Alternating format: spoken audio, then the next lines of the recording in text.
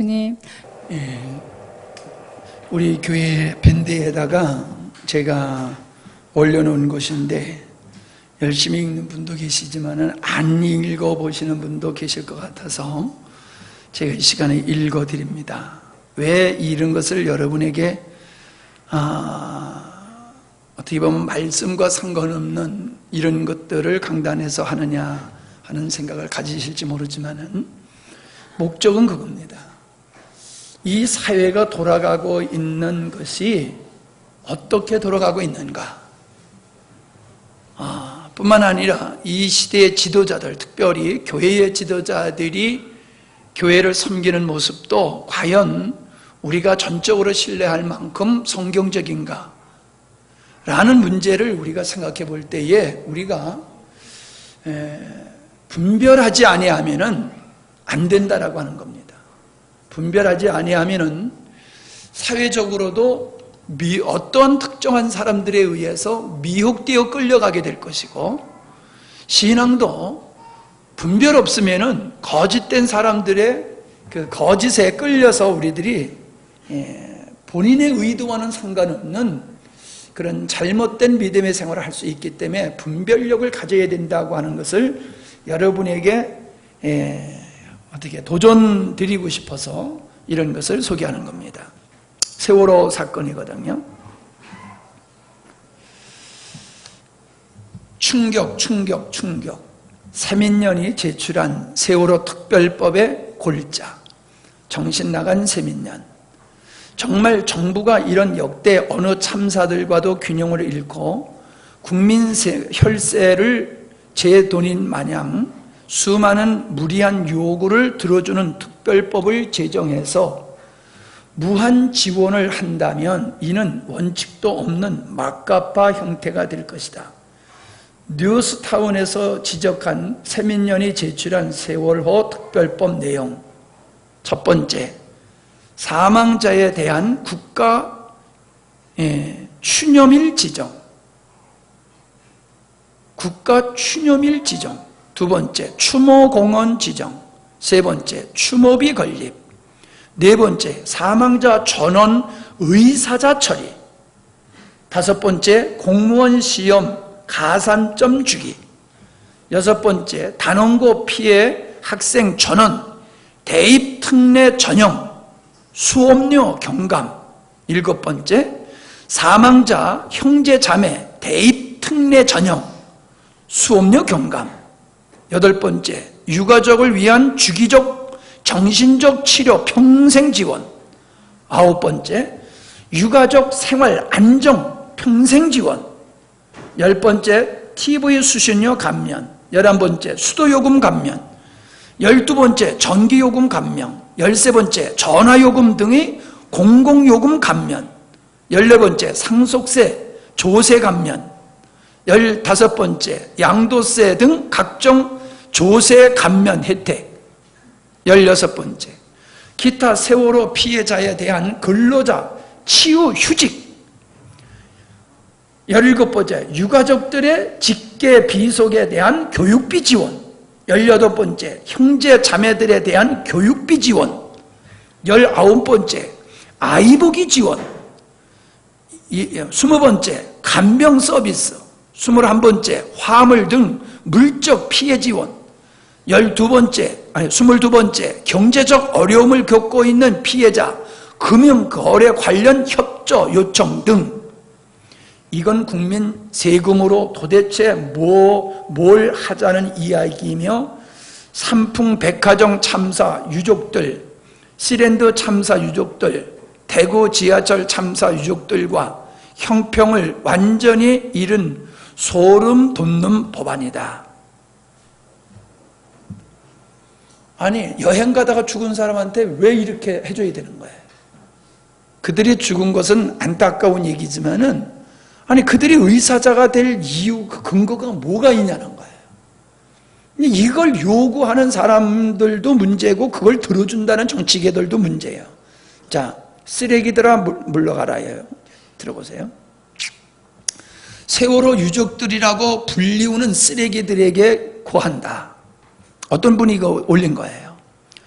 세월호 유족들이라고 불리우는 쓰레기들에게 고한다. 술 한잔 먹고 승질나서 그 잘난 세월호 유족이라는 이름의 쓰레기들에게 고한다. 너희 자식들이 수학여행 가다가 일어난 사망사고에 대하여 온 국민이 일찍이 본 적이 없는 위로와 애도를 몇 개월을 보냈다. 국가는 실수와 시행착오, 공무원들의 무책임을 때 늦었지만 물적, 행정적, 법률적으로 할 수 있는 거의 모든 일을 했고 지금도 하고 있다고 본다. 개인은 초등학생부터 노인까지 너희 가족과 아무 관계도 없는 거의 모든 국민이 너희 가족들이 당한 일을 같이 아파하며 망자와 너희들을 위로하려고 노력했다. 노래방, 술집, 고깃집, 위락시설, 거의 모든 외식업체들, 서민 경제가 휘청될 정도로 자영업자들이 타격을 입어도 누구 하나 너희를 향해 뭐라고 하지 않았다. 너희에게는 악마처럼 보이겠지만 대통령, 총리, 장관들이 사과하고 뺨 맞으며 라면 먹었다고 악마가 되도록 말 한마디 못했다. 너희를 위해 신체, 기술 한계에 도전하며 목숨을 걸고 너희의 자식들을 건져내려다 무리한 사망 속에서 죽어간 잠수사들을 생각해보라. 마치 그렇게 안 하면 죄인이 된 것 같은 심정으로 너희들의 울부짖음 속에 죽어간 그 사람들을 생각해보라. 그들이 왜 죽었는가? 너희들이 그때 뭐라고 하면서 어떤 행동을 했던가? 왜 못 들어가느냐고, 잠수사 위험하다고 못 들어간다는 게 말이 되냐고 울부짖었던 건 바로 너희들이다. 그걸 부추긴 언론과 정치인들, 너희들을 돕겠다면서 무언가의 목적을 달성하려 했고 지금도 그러고 있는 무슨 단체들이었다. 관계자들이 상황을 수천 번을 설명해도 그때 너희들은 뭐라고 했던가? 너희들에게 묻고 싶다. 그들이 왜 너희들을 위해 그렇게 희생해야 하는가? 그 이유는 단 한 가지. 같은 나라에 태어나 같은 공간에서 숨쉬던 사회 공동체성이 있기 때문이었을 것이다. 그들의 죽음은 개인이었지만 따지고 보면 국가를 대신한 희생이었던 것이다. 너희들이 조금만 이성적으로 차분히 있어 주었다면 그들이 그렇게 허망하게 죽어가지 않았을 것이다. 잠수부들이 그렇게 죽지 않았을 것이다 그 말이에요. 너희들을 위해 죽어간 그들 또한 한 가정의 가장이고 아버지고 남편들이며 아들이다. 너희 때문에 죽어간 그 사람들을 위해서라도 너희들이 양심이 있다면 이러는 게 사람이 할 짓이라고 생각하는가? 지금 너희들이 하고 있는 이 비열한 짓거리를 본다면 망자와 그 망자의 가족들이 너희에게 뭐라고 할지 한 번이라도 생각해 본 적이 있는가? 왜 이 따위 것들을 위해 내가, 우리 아빠가, 내 아들이, 내 남편이 죽어야만 했지? 분명히 그렇게 말할 것이라고 나는 믿어 의심치 않는다. 그러니까 그 수색하다가 죽은 사람들이 왜 우리 아버지가 그 일을 하다 죽어야 되느냐? 그렇게 반문할 수밖에 없다는 거죠. 하지만 너희들은 너희를 향한 국가와 개인의 수많은 애도와 위로와 성의를 주고간 너희 자식들의 죽음을 욕되게 하고 있다. 사고가 일어나자 물 만난 고기처럼 가족과 아무 관계없는 정치 선동꾼들이 몰려들어 유가족 대표질을 해대고 기자 나부랭이와 언론사가 사기꾼에게 속았는지 결탁했는지 모두가 말리는 딩겔벨이 뭐야 이게? 딩겔벨 놀이를? 딩커벨? 몰라 난 이게 뭔지. 놀이를 하면서 온 국민을 희망 고문을 하게 한 것 또한 너희들의 눈빛과 울부짖음이었다. 아직 그 누구도 감히 너희들의 광기에 뭐라고 말하지 못한다. 죽은 자들을 욕보이는 것 같아서 차마 제발 이쯤 하라고 말하지 못한다. 너희들은 그런 사람들의 선의를 이용하고 있는 것이다. 달리 도저히 이해할 수가 없다. 도대체 뭘 얼마나 더해야 너희들의 광기가 멈출 것이냐? 그 슬픔의 끝은 어디냐? 국가와 국가 구성원 모두가 갈기갈기 찢겨지고 같이 미쳐야 멈출 것이냐? 너희들이 하는 짓을 보면서 세상에 슬픔이란 이름의 폭력이 있다는 걸, 슬픔이란 이름의 독재가 있다는 걸 오늘에야 비로소 알게 되었다. 내 나이 이럭저럭 50이다. 많은 나이는 아니지만 살다 보니 꽤 많은 직감적적인 죽음을 보았다. 너희들은 지극히 자식을 사랑하는 착한 부모이니까 이렇게 끝도 없이 비통하겠지만 나는 내 아버지가 돌아가셨을 때도 얼마 지나니 슬픔도 가시고 누구 하나 날 위로하지 않아도 며칠 지나지 않아 또 세월이 가니까 생활 속에서 잊어지더라. 나는 천하의 불효자식이고 악마이고 너희들만 세상에 다시 없는 자식 사랑에 목매이는 부모인가? 세상에는 너희만큼 원통한 죽음 또한 충분히 많다. 매일매일 신문 방송 속에 부지기수의 사람들이 납득하기 힘들 가족들과의 이별을 한다. 그런데 하다 이제는 5천만이 동의해 원칙으로 삼고 그 틀에서 살아가고 있는 기본 질서와 법마저 너희들이 무슨 자격으로 그걸 부수려는가? 슬픔을 당한 사람은 어떤 짓을 해도 무방한가? 너희들에게 욕을 퍼붓고 싶지만 다만 부모된 마음과 애석하게 죽어간 어린애들을 생각해 차마 말 못하고 있는 사람들이 많다는 걸 알기 바란다. 또한 자신의 죽음을 다른 의도와 정치 목적으로 사용한다는 의심을 받기 싫다면 정도껏 하길 바란다. 너희들이 그동안 보여준 많은 행동들이 충분히 그렇게 오해하게 만들고 있다. 이 글을 쓰면서 유족들에게 함부로 말했다간 고소당한다는 일베이 쓰여진 충고를 기억한다. 고소도 겁나지만 아픈 사람들을 향해 막말을 하는 게 옳은가 때문에 그동안 솔직히 스트레스 많이 받았지만 대놓고 말하지 못했다. 하지만 이제는 도저히 입을 다물고 못 살겠다. 너희들만 사는 대한민국이 아니다.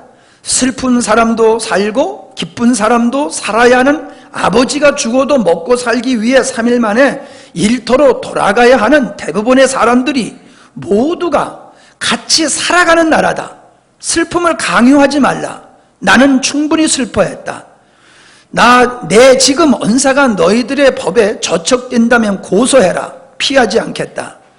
주소와 성명을 써두고 싶지만 좀 오보인 것 같아 피하지 않겠다는 말만 해두겠다. 어차피 너희들이 고소하고 내가 피하지 않는다면 경찰이 날 찾는 건 삼거리 편의점 찾는 것보다 쉬울 테니. 그리고 일베인들에게 말한다. 내가 지금 나이 먹어서 무슨 쥐뿔 영웅심리에 이르는지 나도 모르겠지만 기왕에 그간 쌓였던 가슴 속에 말을 뱉었으니 이거를 다른 곳에서 퍼날라주기 바란다. 나이가 좀 있다 보니 그런 걸 잘 못한다. 문제가 된다면 내 한 사람, 내 행동에 책임을 지면 될 것이고 나와 같은 생각을 가진 사람들 응어리라도 좀 풀어주고 싶다. 세월호 유족이라고 불리워지는 쓰레기들에게 마지막으로 한 번 더 말한다.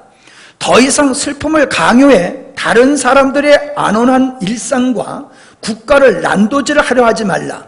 내 보기엔 모두가 그간 망자들과 너희들에게 할 만큼 했고 지금도 하고 있다.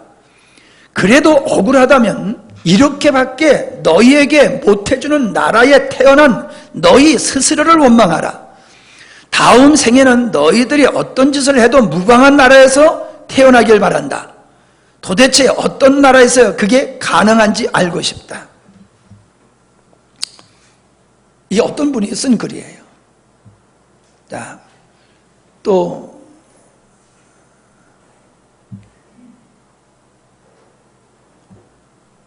이 김지아 씨가 쓴 거거든요. 아유, 이거 너무 적어서 이거 어떻게 읽지?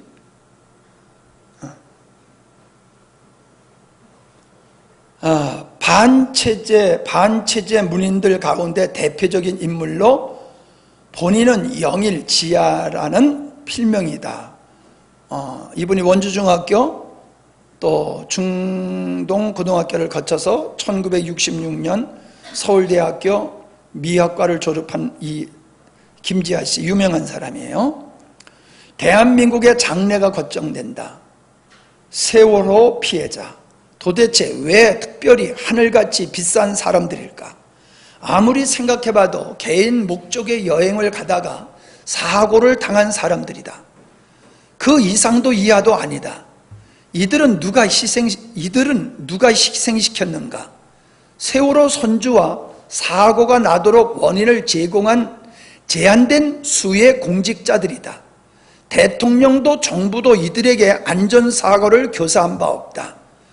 안전사고에 대한 배상은 기업체로부터 받아야 하고 사고 유발에 직감적인 책임이 있는 공직자들로부터 받아야 할 것이다.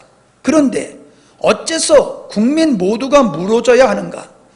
국민이 어렵게 낸 세금을 이런 데 지출해서는 안 된다. 우리 현실로 보아 그 돈으로 탱크, 비행기라도 몇 대 더 사야 한다. 사고를 당한 유가족들이 대통령까지 수사하고 고소하겠다는 이 발상은 도대체 어떻게 가능한가?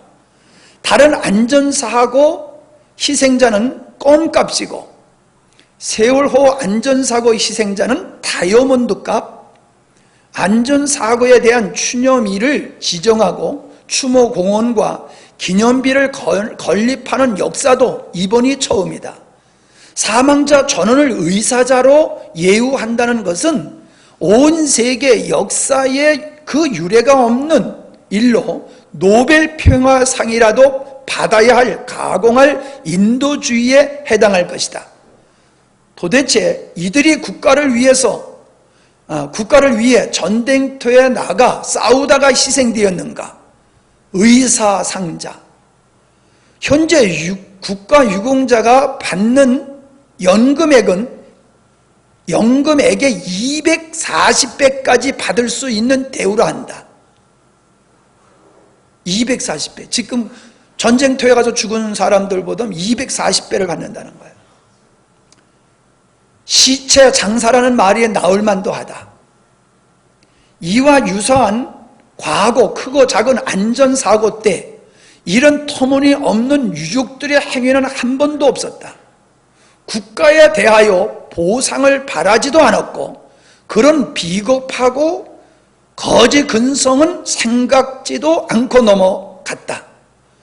종북 정치인들은 이번 세월호 사건을 폭동의 불씨로 키우고 있을 것이라는 가정도 염두에 두어야 할 것이다. 빨갱이들은 원래 받아들일 수 없는 억지 주장을 하다가 폭동을 일으킨다는 것은 온 국민들은 다 아는 사실이다. 한참 읽었네요. 그래 봤더니. 근데 이런 거 안 읽어주면 안 읽잖아요. 그죠? 읽어보라고 올려줘도 너무나 여러분은 고상하신 분들이기 때문에 이런 것들은 안 읽어요. 근데 내가 왜 이걸 여러분에게 이렇게 많은 시간을 걸쳐서 읽어드렸느냐 하면은 이게 말도 안 되는 일이잖아요. 말도 안 되는 일. 근데 말도 안 되는 일을 하면은 지도자들이 야, 그거 말도 안 되는 거야 라고 말을 해야 되는데 그냥 질질 끌려가는 거예요. 질질 끌려가요. 그 국민들도 그게 뭔지도 모르고 그냥 가만히 보고 있는 거예요. 나라를 위해서 살던 사람은 개죽음이고 여행을 가다가 죽은 사람이 때려 죽으니까는 의사자가 된다? 이게 말이 안 되는 거잖아요. 근데 지금 이런 것들이 버젓이 지금 이게 당연한 것 같이 지금 진행되어지고 있다는 거예요. 지금 이걸 보고 우리가 깝깝하자는 얘기가 아닙니다. 속에서 진짜 분통이 나죠. 근데 분통을 터뜨리자는 얘기가 아니에요. 뭔 얘기입니까? 지금 모든 사람들은 자기 이익이라고 하면은 여기 신체 장사, 자기 자식 죽은 거 가지고 지금 뭐 하자는 거예요. 이들은 인간의 죄성의 내면이 이렇게 드러나고 있는 거예요. 자기들의 목적을 달성하기 위해서는 남의 아픔도 이용하고 자식의 죽음까지 이용해서 자기의 목적을 이루려고 하는 이 악한 인간들의 본성을 우리는 여기에서 지금 뚜렷이 보고 있는 겁니다. 우리가 지금 제정신으로 살고 있는 것 같이 보이지만 이 사회는 지금 제정신을 가지고 사는 게 아니에요. 모두가 자기 행복, 자기 이익, 자기 만족을 위해서는 무슨 짓도 하는 거예요. 이게 이 시대의 사람들의 사조예요. 여러분, 우리는 이걸 볼 줄 알아야 돼요. 지금 사람들이 어떤 정신으로 살고 있는지를 우리는 영적인 관점에서, 이성적인 것은 물론이고 영적인 관점에서 바라볼 때에 이석기의 석방, 사계종단 대표들이 건의를 했다 이런 게 나오는데 말도 안 되는 짓들이 종교의 이름으로, 사랑의 이름으로 불의를 두둔하고 나라를 전복하려고 하는 사람들을 구조하려고 하는 일들을 벌어지고 있는 거예요.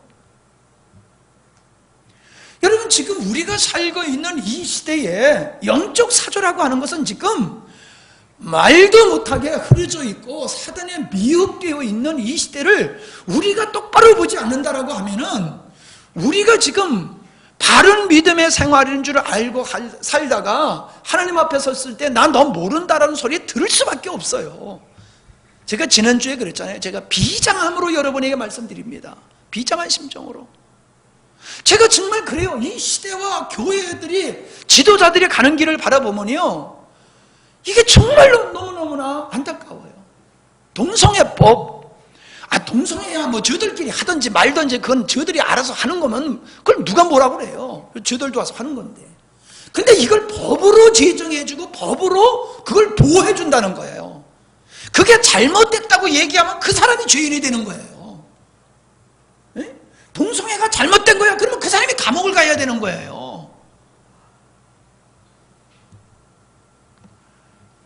이게 지금 세계가 지금 이런 추세로 지금 살아가고 있어요. 이게 진짜 막 가는 거잖아요. 아니, 사람들이 개인적으로 하는 건 몰라요. 이게 국가라고 하는 차원에서 그런 거를 정당화시키고 그 잘못된 것을 잘못됐다고 말하면 그 사람을 잡아다가 감옥에 집어넣는 이런 시대가 지금 도래됐어요. 군인들이 군대에서 동성애를 하면서 무슨 전쟁을 합니까? 근데 그거를 인권을 보호해준다고 그러면 그거 인권을 보호해주기 위해서 그거 허락해야 된다는 거예요, 법으로. 이게 망할 짓이지 이게 정상적인 겁니까? 여러분, 이 시대를 그렇게 그냥 너무 그렇게 정상적으로 보지 마세요. 근데 우리 기독교인조차도, 지도자들조차도 이런 것에 대해서 깨어있게 외치는 사람들이 얼마나 있을까? 나같이 조금 간이 바깥으로 튀어나온 사람들이나 그냥 이렇게 얘기를 하지, 그렇지 않는 사람들이 어디서 하냐 말이에요. 거룩한 강당에서 그런 얘기를 하냐고, 그럴 거 아니냐 말이에요. 할머니는 모르는 얘기를 우리가 지금 하고 있어요. 근데 앉아 계시니 참 고맙네. 자, 제가 왜 이런 걸 얘기하는지 아시겠지요? 지금 정신 차려 예수님 믿어야 됩니다. 아멘? 정말 예수님 똑바로 믿어야 돼요. 이게 그냥 믿는 척 하다가 지옥 가면 안 돼요. 자, 요한복음 20장.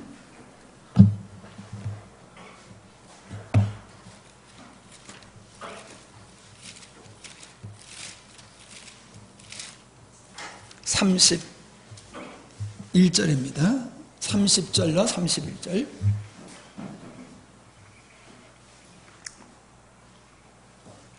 예수께서 제자들 앞에서 이 책에 기록되지 아니한 다른 표적도 많이 행하셨으나 오직 이것을 기록하면 너희로 예수께서 하나님의 아들 그리스도이심을 믿게 하려 함이요 또 너희로 믿고 그 이름을 힘입어 생명을 얻게 하려 함이니라. 자, 이 말씀 속에서 보면은 예수님께서 행하신 표적이 성경에 기록된 것만 있지 않다는 얘기지요. 그죠? 많이 있다는 거지요. 그런데 다 그것을 기록하지 아니하고 이 성경에 기록된 것만, 저자는, 이 성경을 기록한 저자는 이 성경에 기록되어 있는 사건들만 뽑아가지고 기록했다는 거예요. 여기 중요한 거예요. 왜 이 저자는, 물론 성경의 저자는 하나님이시죠. 근데 하나님께서 저자를 통해서 이 말씀을 기록하실 때에 왜 이 성경에 기록된 기사들만, 기적들만 기록하고 다른 것들은 빼버렸느냐는 거예요. 그것은 저자가 의도함이 있다는 거예요. 성경을 쓸 때에 어떤 목적을 가지고 썼다는 거예요. 그 목적이 뭐냐? 그 목적을 이 사건을 통해서 우리가 알아야 된다는 거예요. 사건을 표피적으로 사건적으로만 읽으면 안 되고 그 사건을 읽으면서 저자가 이 사건을 왜 여기에다가 기록했는지를 깨달을 때에 그게 메시지가 된다는 거예요. 우리는 그거를 얻어야지 그냥 사건만 우리가 알고 거기서 그냥 일반적인 교리나 찾고 그러면은 성경을 우리는 제대로 모르게 된다는 거예요. 분명히 얘기를 하고 있어요. 왜 이렇게 기록했다고 그랬어요? 이것을 기록하면 31절이에요. 너희로 예수께서 하나님의 아들 그리스도이심을 믿게 하려 함이라. 예수님의 행하신 일들이 많지만은 그 중에서 몇 가지만 골라서 기록한 이유는 이 사건을 통해서 예수님의 하나님 아들이시며 메시아라고 하는 사실을 너희들에게 알게 하기 위함이다라고 얘기를 하고 있어요. 그러면 예수님께서 이 일을 행하신 목적이 기사와 표적을 행하신 자체가 그 사건 자체에 있는 것이 아니라 그 사건을 가지고 주님은 내가 하나님의 아들이고 내가 메시아다라고 하는 것을 우리에게 깨닫도록 하기 위해서 그 일을 하셨다는 거예요. 아멘? 그러니까 우리가 이거를 발견하지 못하면은 우리는 엉뚱한 쪽으로 가게 되는 거예요. 자, 한 예를 들어서 나사로가 죽었습니다. 나사로가 죽었을 때에 예수님께서 뭐라고 그러셨다고 했어요? 이건 죽을 병이 아니고 하나님께서 영광을 받으실 일이라고 그랬어요. 그죠? 하나님이 영광을 받으실 일이야. 그리고 바로 가지 아니하고 죽기까지 기다리고 있다가 죽은 다음에 가신 것 같은 모습을 우리가 봤다고 지난 시간에 말씀을 나눴어요. 그러면 예수님은 지금 나사로를 살리는 것, 나사로가 죽었으니까 그가 불쌍해서 살리는 게 목적이에요? 아니면 나사로의 죽음을 가지고 예수님은 당신의 하나님의 아들이신 생명이신 주님, 부활이신 주님을 사람 제자들에게 보여주기 위한 게 목적이에요? 여러분도 그렇게 생각 드세요? 그거예요. 그러니까 야, 나사로도 주님이 살렸어. 그러니까는 죽은 자도 살릴 수가 있는 거야. 그러니까는 우리가 죽은 자도 살릴 수 있으니까 죽은 자를 살리기 위해서 기도하자. 이런 쪽으로 가면은 메시지하고는 틀린 거예요. 예수님의 이름으로 죽은 자도 살아날 수 있는 건 사실이에요. 그러나 주님께서는 그 죽은 자를 살리는 게 목적이 아니라는 거예요. 죽은 자를 살림을 통하여 생명이신 주님의 생명이심을 사람들에게, 제자들에게 알게 하기 위함이라는 거예요. 아멘? 자, 예수님께서 빈들에서 먹을 것이 없는 사람들에게 오병이어의 역사를 이루셨죠? 그러면 우리 주님께서 보리떡 5개, 물고기 2마리 가지고도 5,000명이 먹일 수 있는 그 능력이 있다라고 하는 걸 보여주는 거예요. 그들이 배고픈 게 불쌍해서 예수님이 그들을 갖다가 한 끼도 굶게 하지 않기 위해서 먹을 것을 제공하시는 거예요? 그게 아니에요. 빈들이라고 하는 인간의 힘으로는 도저히 그들의 먹을 것을 제공할 수 없는 그 막다른 광야 끝과 같은, 세상 끝과 같은 곳에 가셔서 우리 주님께서는 봐라, 내가 천지 만물을 창조한 자다, 내가 영원한 우리 조상들이 먹었던 그 만나가 바로 나야. 그들이 광야에서 만나를 먹고 안 죽고 살았잖아.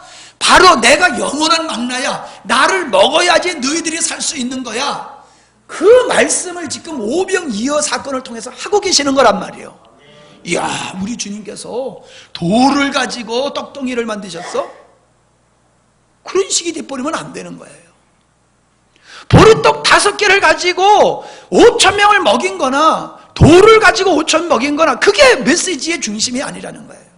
메시지는 뭐냐? 나는 생명의 떡이다.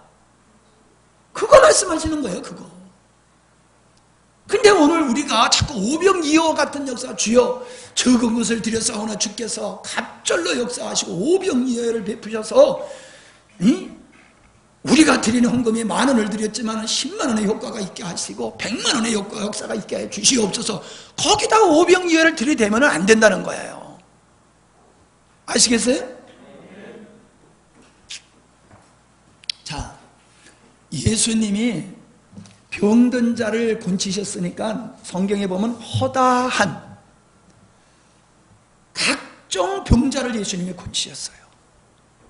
그런데 저자는 그 수많은 사람들을 고치셨지만 그 중에서 하나님이 고치신 사람들 그 몇 사건만 뽑았는데 어떤 사건을 뽑았느냐? 문둥병자, 안진뱅이, 눈먼 자, 귀 먹은 자, 또 뭐? 혈류병 환자, 벙어리, 그런 사람 고친 것만 뽑아가지고 성경에 기록했어요. 아니, 헌디 낳는 사람도 고칠 수 있었을 거 아니에요. 몰라, 대머리도 고쳐주셨는지. 강집사님하고 나하고 이제 비슷하게 가니까 내가 말하기가 좋다. 응? 아니, 충농증도 고쳐줄 수가 있을 거 아니에요. 그죠? 별의별 병자가 다 있었을 거예요. 그런데 왜 유독 성경에는 그런 사람들만 뽑아가지고 기록했냐는 거예요. 이건 다 영적으로 문둥병은 죄인을 상징하는 거예요. 문둥병은 죄인을 상징하는 거예요. 그러니까 문둥병자를 고쳤다고 하는 것은 죄인이 구원받는 걸 보여주는 거예요. 눈 멀고 귀 멀고 안진뱅이라고 하는 것은 영적으로 보지 못하는 자라, 영적으로 듣지 못하는 자, 영적으로 행하지 못한 손 마른 자, 다리 마른 자가 안진뱅이고 그렇다는 거예요. 그러니까 영적으로 치유하는 분이 예수님이다. 요거를 메시지화하기 위해서 다른 병든 자는 빼버리고 그런 병든 자만 성경에 기록해놨다는 거예요. 이해가 가세요? 그러니까 우리가 예수의 이름으로 병을 고칠 수 있는 거 맞아요. 근데 예수님이 병을 고쳤으니까 우리도 병을 고쳐야 돼, 이 논리로 가는 거는 안 맞다는 거예요. 왜 예수님이 병든 자를 고쳤는지를 알아야 되고, 왜 우리에게도 그 왜 권세를 주셨느냐라고 하는 것을 보면은 병든 자 하나 고치는 게 그게 목적이 아니라, 성경에서 말하고 있는 병든 자를 치료하는 것은 영적으로 병들어 죽어가는 그 영혼을 구원하는 것을 의미하는 거라는 거예요. 우리가 기도 사역을 통해서 많은 병자를 치유하지만 그 자리에 머물러 있으면 안 된다고 내가 사모님한테 계속 얘기하는 게 그거예요. 우리 주님은 육적으로 병든 자를 치료하는 데 목적이 있었던 게 아니라 그 육적으로 병든 자를 치료함을 통해서 나는 영적인 병든 자를 치료하는 자다라고 하는 걸 보여주고 있는 거거든요. 그러니까 지금도 우리는 육으로 병든 자를 치료하는 게 목적이 되면 안 되고, 그 육적으로 병든 자가 고침을 받음으로 말미암아 그 영혼이 하나님과의 관계가 아름다운 관계로 나가는 쪽으로 가야 되는 거예요. 고침받고 세상으로 가버리면 왜 고쳐줘요? 내버려 두는 게 낫지요. 안 고쳐주는 게 낫지요. 왜요? 고쳐주니까 가서 죄 짓잖아요. 안 고쳐주면 이 사람이 그 아파서 나가서 죄를 안 짓잖아요. 근데 아픈 거 고쳐줬더니 나가서 죄를 져. 그건 주님이 우리를 치유하는 목적이 아니란 말이에요. 그래서 우리는 육신의 질고 환경의 문제를 해결하는 게 목적이 되면 안 되고, 우리의 목적은 어디에 있어야 되느냐? 영혼을 치료하는 데 있어야 됩니다. 우리의 영혼을 바로 치료하는 과정 속에서 우리가 육신의 질병도 고침을 받고 귀신 쫓겨나감을 받을 수도 있고 여러 가지 우리가 환경적으로 육체적으로 은혜를 입을 수 있지만은, 주님이 이렇게 하셨으니까 우리도 이렇게 해야 돼, 그러면서 그 목적이 인간이 되면은 안 된다라고 하는 거예요. 성경에 보면은 놀라운 일들이 얼마나 많이 있는지 몰라요. 그런데 그 모든 놀라운 일들을 가만히 보면요, 인간의 능력으로서는 어찌할 수 없는 환경이었어요. 이건 하나님의 개입이 아니면 도저히 상황이 바뀌어질 수 없는 그런 상황 속에서 항상 우리 주님은 역사를 하셨다는 거예요. 그러면 뭡니까? 왜 하나님은 그 불가능한 상황 속에서만 그렇게 역사하셨는가? 그겁니다. 이거는 내가 한 일이야. 즉 역사는 나 하나님이 내가 역사를 주관하는 자야라고 하는 것을 보여주시는 거예요.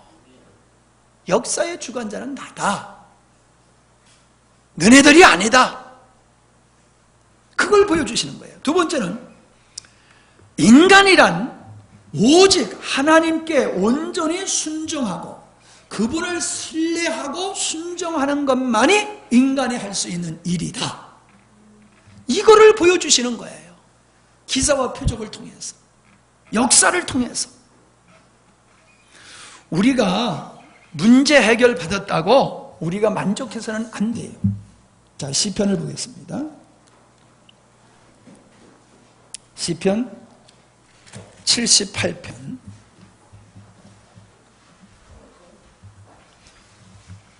859쪽쯤 됩니다.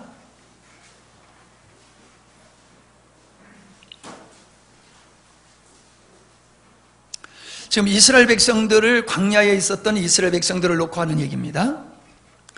29절입니다. 78편 29절. 저희가 먹고 배부른나니 하나님이 저희 소욕대로 주셨도다. 저희가 그 욕심에서 떠나지 아니하고 저희의 식물이 아직 그 입에 있을 때에 하나님이 저희를 대하여 노를 받아사 저희 중 살진 자를 죽이시며 이스라엘의 청년을 쳐 엎드러 뜨리셨도다. 이게 뭔 얘기입니까? 이스라엘 백성들이 광야에서 하나님께 먹을 거 달라, 고기 달라고 외쳤더니 하나님이 그들에게 주셨다는 거예요. 근데 그들이 구한 것을 뭐라고 표현하고 있냐 하면은 정당한 걸 구한 거라고 말씀하지 아니하시고 소욕이라고 말씀하고 계세요. 우리가 생각할 때 먹을 것이 없으니까 하나님 먹을 것 주세요, 고기 먹고 싶으니까 고기 주세요 라고 하는 것이 정당하게 보였지만은, 그들은 하나님 앞에 먹을 것을 구했던 것은 먹을 것이 없어서 구했다고 보지 아니하시고 그들의 마음속에는 탐욕, 소욕에 의해서 그들은 하나님께 구했다는 거예요. 그랬더니 하나님께서 그 기도를 들어주셨다는 거예요. 그래서 먹게 하셨다는 거예요. 근데 뭔 말씀을 하고 있어요? 먹게 하셨지만, 기도의 응답으로 먹게 하셨지만 입에서 만나가 다 목에 넘어가기 전에, 고기가 목으로 넘어가기 전에 하나님은 그들을 진노하셔서 그들을 죽이셨다라고 말씀하고 있어요. 자, 106편 106편 15절. 여호와께서 저희의 요구한 것을 주셨을지라도 그 영원히 파리하게 하셨도다. 그들이 원하는 것을 하나님께서 주시고 그들이 기도가 응답되었지만 그들의 영혼은 메말라 갔다는 거예요. 메말라 갔다는 거예요. 여러분, 이게 남의 일이 아닙니다. 오늘 이 땅에 그리스도인들이라고 하는 사람들이 하나님 앞에 구하는 것은 하나님의 나라와 의를 구하는 것이 아니라 자기 소욕을 따라서 자기 욕망을 채워달라고 부르짖고 있다는 거예요. 하나님께 기도하기만 하면 다 하나님께서 오케이 하는 게 아니라는 얘기입니다. 하나님께 구하지만은 그가 자기 탐욕과 소욕을 따라 구하면은 하나님께서 때로 응답을 해 주시지만은 그들을 기뻐하지 않으신다는 거예요. 그들을 기뻐하지 아니하시고 죽이신다는 거예요. 그러니 여러분, 기도 많이 한다고 그게 좋은 겁니까? 우린 기도만 많이 하면 좋은 거로 생각을 해요. 뭘 구하느냐가 중요한 거예요. 그 나라와 그 나라의 의를 구하는가, 아니면 하나님의 능력을 통해서 내 소욕을 채우기 위해서 부르짖는 기도의 시간인가? 그걸 우리는 생각해 봐야 된다는 거예요. 우리가 이렇게 기도했더니 응답해 주시더라, 저렇게 헌신했더니 축복해 주시더라, 그게 우리의 관심사가 아니라는 거예요. 기도 응답 받고도 그들이 하나님께 미움을 받고 죽었다니까요. 그러 볼 때에 오늘날 우리 그리스도인들이 하나님 앞에서 가지고 있는 믿음이라고 하는 것이 주님이 원하는 믿음이 아니라 정욕적이고 탐욕적이고 소욕적인 믿음, 자기 사랑의 믿음을 가지고 이게 주님께서 나를 구원하실 믿음이라고 착각하는 사람들이 얼마나 많은지 모른다는 거예요. 그러면서 자기는 천국 갈 줄 알아요. 여러분, 저는 이 설교를 우리 교회 여러분들을 향해서 하는 설교이기도 하지만은 저는 이 설교를 한국 교회를 놓고 이 땅의 교회를 놓고 하는 설교입니다. 우리는 이러한 메시지를 들은 것을 감사하게 생각해야 됩니다. 오늘 천지 집사님이 밥 먹고 나한테 그래요. 목사님 같은 설교를 도회지에서 하면은 처음에는 좋다고 듣다가 나중엔 다 도망갈 겁니다. 그런 얘기를 해요. 근데 여러분은 안 도망가시고 이렇게 같이 이런 답답한 이야기를 나눈다는 게 우리가 어디를 향하여 가고 있는 자냐, 우리가 어떤 자냐라고 하는 것을 우리 스스로가 지금 알고 있는 거예요. 근데 광재 집사님은 왜 안 보여? 일이 있어서 내려가셨어? 일이 없어야 되는데, 그지? 자, 열왕기 하 32장에 보면은 아수르 왕 아수르가 침략해 왔어요. 사내림이 히스기야가 통치하고 있는 이 유다를 향해서 가진 조롱과 모욕을 하면서 비아냥거립니다. 여태까지 어떤 신도 우리 손에서 그 나라를 구원한 신이 없었다. 너희가 섬기는 하나님이 우리 손에서 너희를 건져줄 줄로 착각하지 말아라. 그러면서 왜 내가 뭐 잘못 얘기했어요? 깜짝 놀랐잖아. 그러니까 사내립이 지금까지 우리 손에서 누구도 보호해준 신이 없었다는 거예요. 그런데 이스라엘의 하나님이라고 하는 하나님이 우리 손에서 너네들을 건져줄 줄로 착각하고 있어? 야, 히스기야 말을 듣지 마라. 히스기야 말을 듣지 마라, 백성들에게. 환경적으로 보면 맞는 얘기예요. 그때에 히스기야 왕이 한 것이 뭔지 압니까? 하나님 앞에 가서 기도한 거예요. 아니, 지금 적이 외워싸고 우리를 위협하면서 조롱하고 있는데 군대 장관들을 모아놓고 작전회의를 해야 할 왕이 그 일을 안 하고 하는 일이 겨우 뭐예요? 기도하는 일이에요. 성전에 가서. 그게 말이 됩니까? 그게 말씀으로 사는 자의 모습이에요.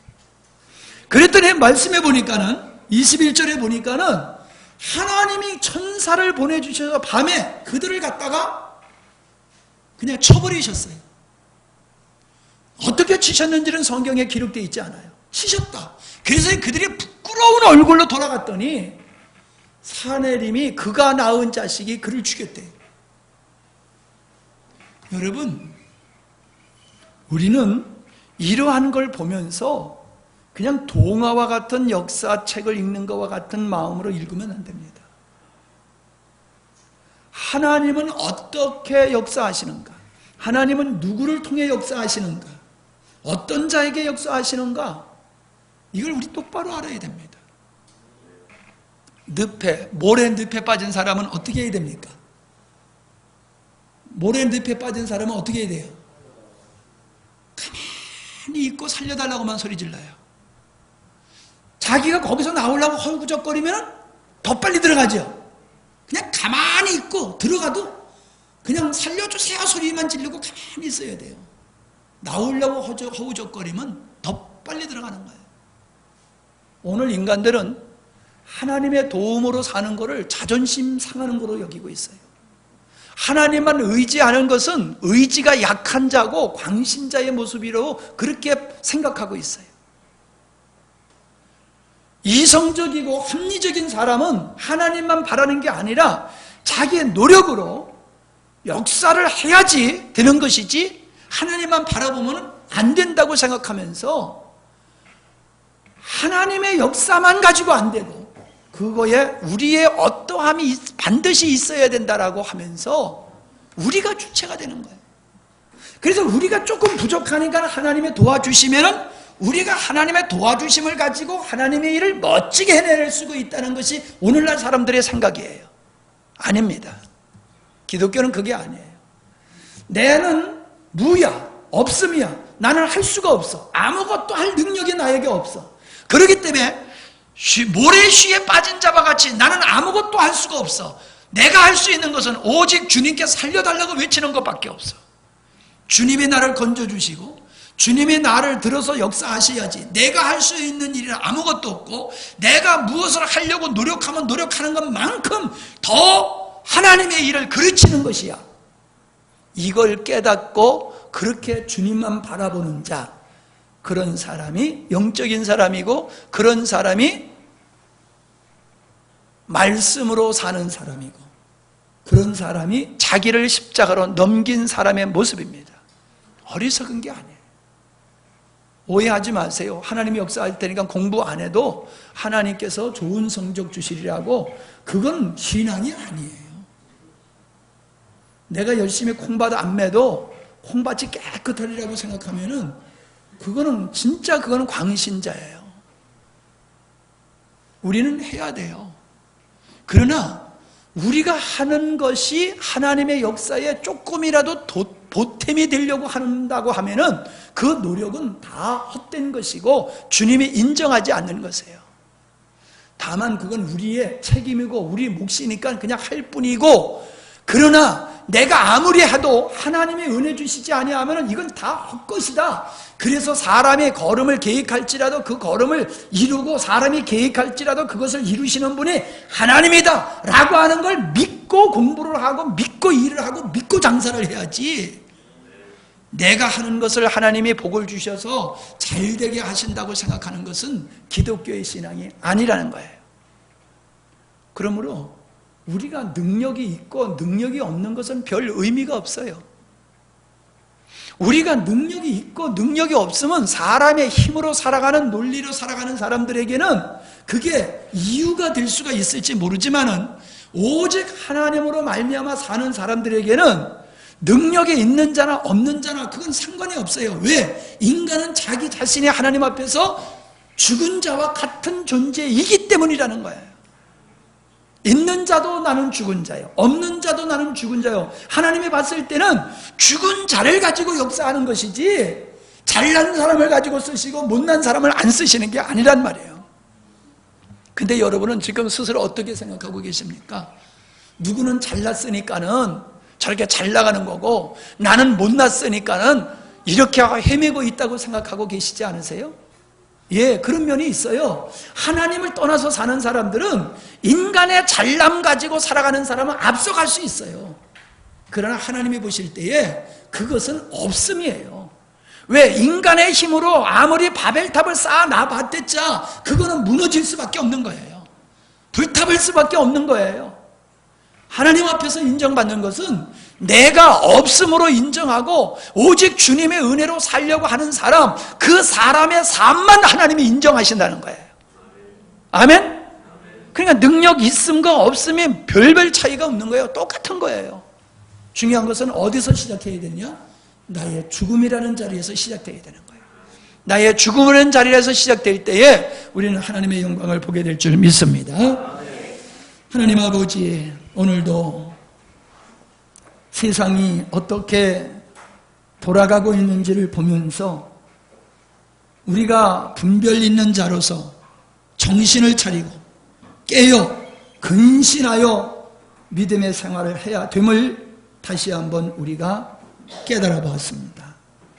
주님, 또 오후에 이 말씀을 통해서 참으로 하나님께서 하신 일들 중에 성경의 저자들이 왜 어떤 말씀들만, 어떤 사건들만 기록했는지를 살펴보았고 그 의도가 무엇인지를 살펴보았습니다. 아버지, 우리 영광스러운 교회 성도들 참 주님을 사랑하고 주님을 신뢰하는 신실한 하나님의 백성들이 진리 위에 선 삶을 살 수 있기를 원합니다. 주께서 눈을 열어 보게 하여 주시고 깨닫게 하여 주시옵소서. 세상으로 잘 되어지고 높아짐의 목적이 되지 않게 하시고 참으로 주님이 원하시는 그 자리에 서갈 수 있는 저희들이 되게 해 주시옵소서. 감사드리며 예수님의 이름으로 기도하옵나이다. 아멘.